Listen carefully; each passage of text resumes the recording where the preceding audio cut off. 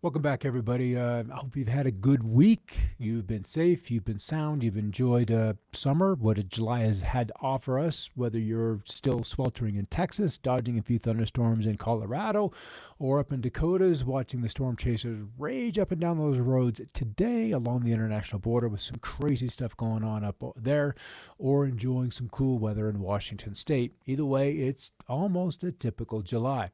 So, as we move through the weekend, what is going to change?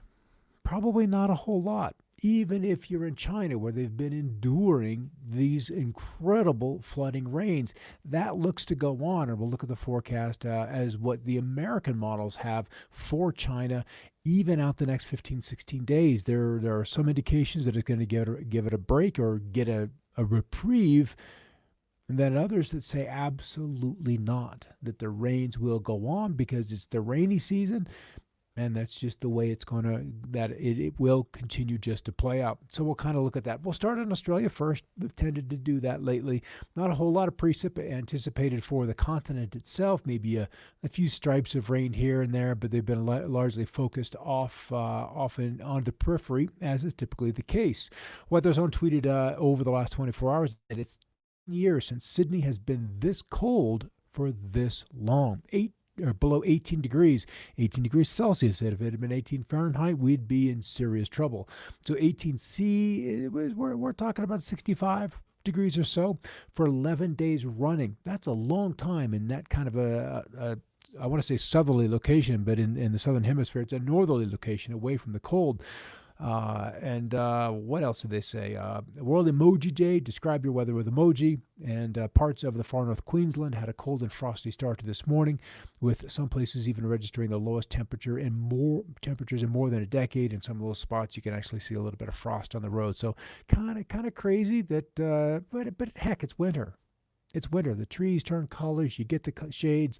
It just kind of resets the biosphere. And if you don't have the cool weather, then you don't reset the plants. You don't reset the crop cycles. You don't reset the orchards and the fruit. So it just has to happen. All right. 2 days ago, or maybe even yesterday, we talked about the European Space Agency's Solar Observer. It is now in place and providing us with images, a couple of different frequencies where they've looked at the sun, and the sun is kind of mysterious. It's cool.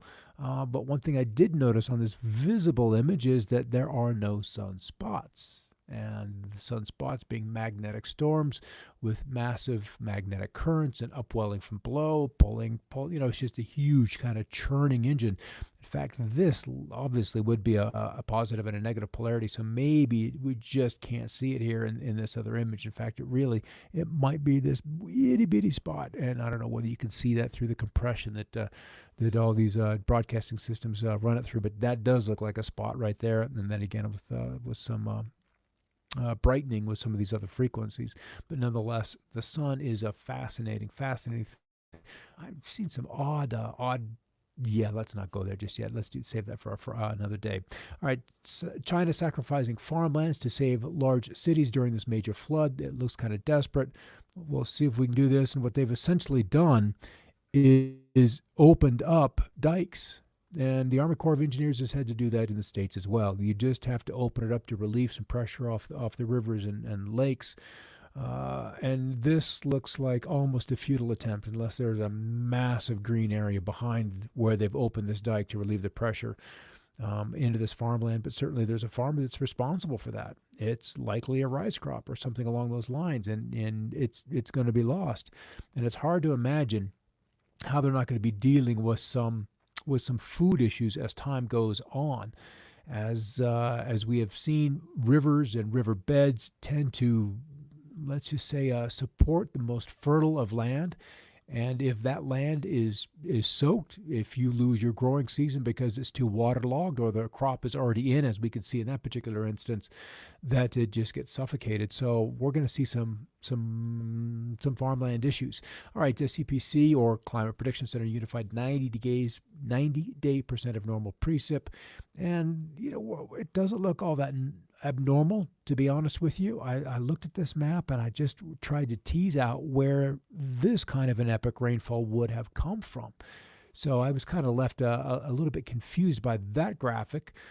And then, when you search hashtag flood, other issues come up with that kind of indication. And because I'm interested in the financial things, Chinese regulators take over 9 financial institutions, citing risks. The financial flood of the future is starting to crack in the Beijing dam. Investors beware. So there may be another flood that is on the threshold of becoming visible to the greater world. All right, Chinese authorities warned on Friday of the arrival of a stronger flood at the Three Gorges Dam and issued new alerts in downstream cities as more rains are expected in the coming days. More? Can we actually handle more? Good afternoon to see you guys coming on there. Yes, Robin, been enjoying the cooler days here. I've got a lovely 74 degrees outside right now, and without air conditioning and sitting in front of the warm monitors, I'm very grateful for that. Just got rain on the valley floor, Jane. We've struggled to get some here up against the western side of the Sangres, which is completely backwards to how meteorology typically works. Orographic effect is great to get the rains, but here in the Santa Luis Valley, some rules simply don't seem to apply.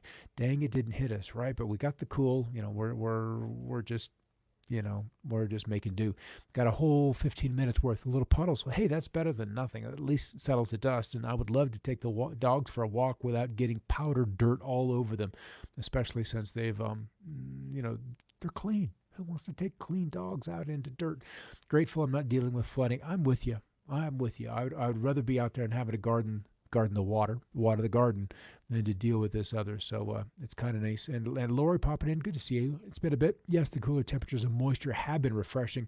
Sitting, I had the windows open last night as it was coming up on bedtime, and it was just nice to smell that fresh air. All right, this is kind of, frankly, a little bit of a stunning video, and I just had to share it just because of its craziness.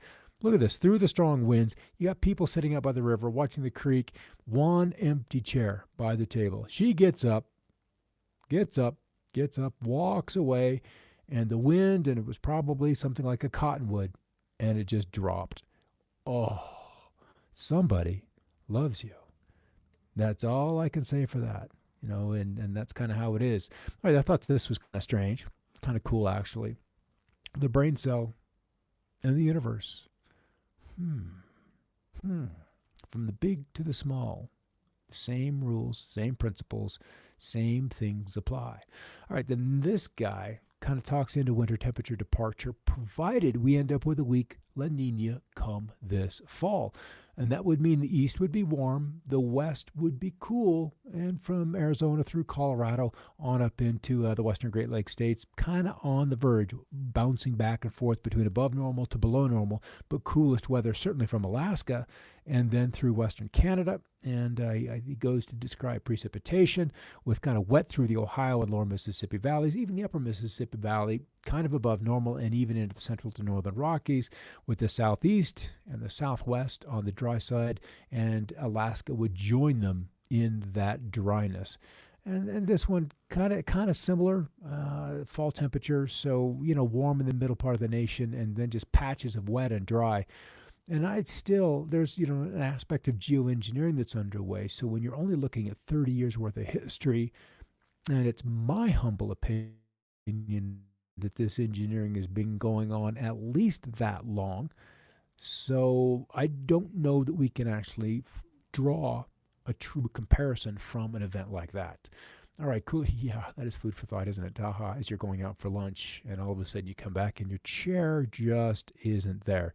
So kind of crazy things in China, but they're not alone. More than 3.5 million people affected as flooding situation continues to deteriorate in India. This is northern India.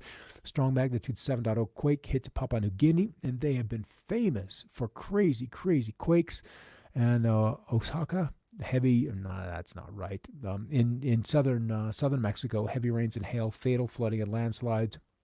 Even in Sicily, Italy, one of these disconnected cold spots in the jet stream dropped south tapping summertime heat and humidity, resulting in flooding and then more than a month's worth of rain in the last 24 hours in Seoul, South Korea. So the question is, and I'm going to go to Japan or go to China, and what we're looking at is 24-hour precip totals. And the higher part of the scale is going to be the red, turning to the brown, and turning to the purple, where this would be 20 inches of rain.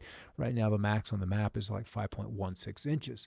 So what we're curious about, and I will animate this just so we can get this baby going, is that we're seeing storms continue. Here's South Korea, here's Japan, here's North Korea, but in through China.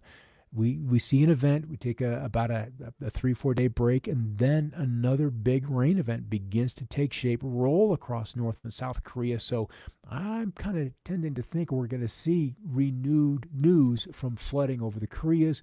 And then as we head into India, right in through here, Bay of Bengal, and then Nepal, and we've got Tibet up here, the Bangladesh, that they're going to be underneath the focus of another massive event of rain. So we're going to watch that kind of closely. All right, coming back stateside, looking at the water vapor imagery, where the satellite is up there sensing the humidity, the moisture in the air. This is also a really good tool for finding where we've got excess clouds due to contrails coming out from jet traffic, and there's not a lot of them. We've got a few here and there, but very few concentrated areas off the Carolina coast, and then earlier this morning right in through here. We tend to see them where we have weak ridges of high pressure in place, but otherwise the crazy weather was last night across Kansas, trying to reignite in the Boot Heel of Missouri, western Tennessee, and then this afternoon storms blowing up across North Dakota, rolling into western Minnesota. Texas dry, the afternoon thunderstorms popping across the southern plain states or the southern Rockies. We can see that on the radar, and a slew of severe weather warnings with severe thunderstorm warnings across North Dakota and into Minnesota. A little bit closer, we can see those right in through there. Montana's done pretty good with rainfall and still kind of cool and unsettled across western Canada. It's summer. They have long days, and the sun stays up for 18, 19 hours, and it never really gets too terribly high during the afternoon, and then it takes forever to set. But if you're a storm chaser, this is where you're going to be, up in the boundary areas between the U.S. and Canada. It is driven by some pretty hot temperatures, with low 100s in central South Dakota this afternoon, and middle 90s providing ample heat. In fact, it looks like even up to Winnipeg, running about 96 degrees, or about 37, 36 Fahrenheit. 90s in Idaho, all over the Southwest, except for the coastal areas where they've got an onshore flow, keeping those areas relatively comfortable. So the humidity, yep, there it is in North Dakota. We've got Montana here, Wyoming. You can kind of see the outlines there. And then the warm front retreating northbound on the heels of some good south winds, and that's going to set the stage for what will likely be another round of severe weather. This was today, and we're going to come on into this tomorrow. So those kind of chaser dudes will be looking at the upper Great Lakes states, but that is a terrible place to go chasing storms. Terrible. Way too many trees. Dense farmland. It's not the wide open landscapes of the high plains. It's just dangerous, honestly, because you can't necessarily see what you're driving into or driving from. You're just driving, and if you get sucked into the rain and you're on top of a rotating storm, you just can't see where you're going. Elsewhere, it's just summer. Summer just kind of continues to go on. So about heat, record highs, I believe today, this is where we were. Nope, there's our 105 out. Amarillo at 102, Dalhart at 103, or at least forecast to be. These are for tomorrow. So we've got like North Platte, Nebraska coming in at 102. Is that actually Dalhart? But they're looking at Denver at 99, so that's bumping up on a record high of 99, just set last year in 2009. Probably the peak of this little wave of heat. Albany 96 coming up with the weekend. Binghamton, New York at 91, and Burlington, Vermont, I think is in there too. BVT, right? Of course, I've got to come up here out of the way because I don't want to come across a hot spot. Burlington, Vermont, and their record goes back to 1883, so that heat's going to go on. So where's it going to rain? Where is it going to rain? Who's going to be exceptionally wet? And what I have seen lately is the Rockies. It looks like the monsoon is kind of waking up. That's good news. We've had some cooler weather from it, but we just haven't had the wetting rains that we need. They looks like they come up, we get the gusty winds, but just aren't able to realize the moisture that we really, really kind of need to have. We go back to the 12Z model, and this is what had me salivating, is because the models were generating 4, 5, 6, 7 inches worth of rain in the Colorado Rockies, very close to me, and that would have just been, well, delicious, unless you happen to be a rafter going down to the river, or camping in a that scared me. Camping in a campground nearby a creek. That could be kind of dangerous. All right, guys, that's kind of going to wind it down for the day. We are enjoying a nice July weekend, so get out there, have fun, and I'll see you on Monday.